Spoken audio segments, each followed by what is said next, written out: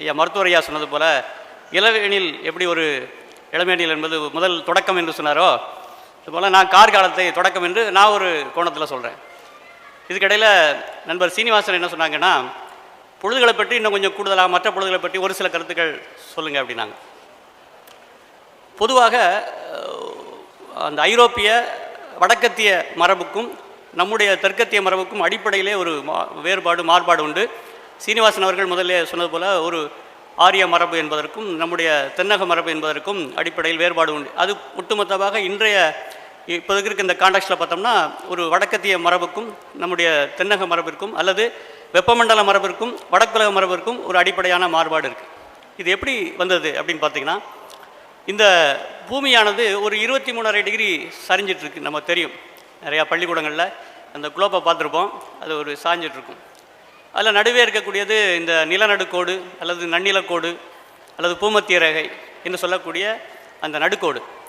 இந்த நிலநடுக்கோட்டை சுற்றி இருக்கக்கூடிய பகுதிக்கு தான் வெப்பமண்டல பகுதி, ட்ரோபிக்கல் ரீஜன் சொல்லுவாங்க. ட்ரோப் அப்படின்னா திரும்புதல், திரும்புதல் என்று பொருள்.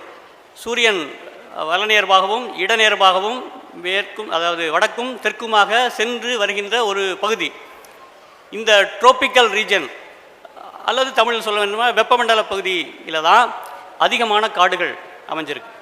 ஏன் அப்படி அமைஞ்சது அப்படின்னு பார்த்தா அதுக்கு ஒரு திணை கோட்பாடு அல்லது சூழலியல் காரணம் இருக்குது. அங்கே தான் அதிகமான வெளிச்சமும் சமமான இரவு பகலும் அதிகமான மழையும் கிடைக்குது. அப்போ உலகத்தினுடைய குறிப்பான காடுகள், அது அமேசான் காடுகளாக இருக்கட்டும், ஆப்பிரிக்க காங்கோ காடுகளாக இருக்கட்டும், நம்முடைய மேற்கு தொடர்ச்சி மலை காடுகளாக இருக்கட்டும், இந்த அடிப்படையான காடுகள் எல்லாமே அந்த நடு பகுதியில் தான் காணப்படுது. அதற்கு மேல்புறமோ கீழ்ப்புறமோ போனோம்னா புல்வெளிகள் காணப்படுது. அதற்கு அடுத்தாற் போல் ஊசிலை பகுதி காடுகள் அல்லது ஊசிலை மரங்கள் நிறைந்த பகுதி.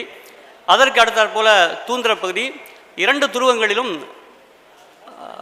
பனிமலைகள்.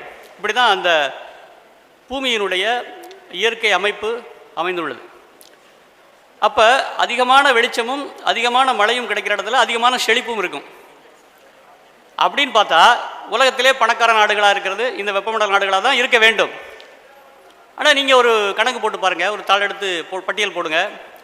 பணக்கார நாடுகள், ஏழை நாடுகள் அப்படின்னு பட்டியல் போட்டிங்கன்னா இந்த வெப்பமண்டல பகுதியில் இருக்கக்கூடிய நாடுகளில் 2-3 கூட வராது, எல்லாமே ஏழை நாடுகளாகவே இருக்கும். ஆனால் வடக்குலக நாடுகள் எல்லாம் பணக்கார நாடுகளாக இருக்கும்.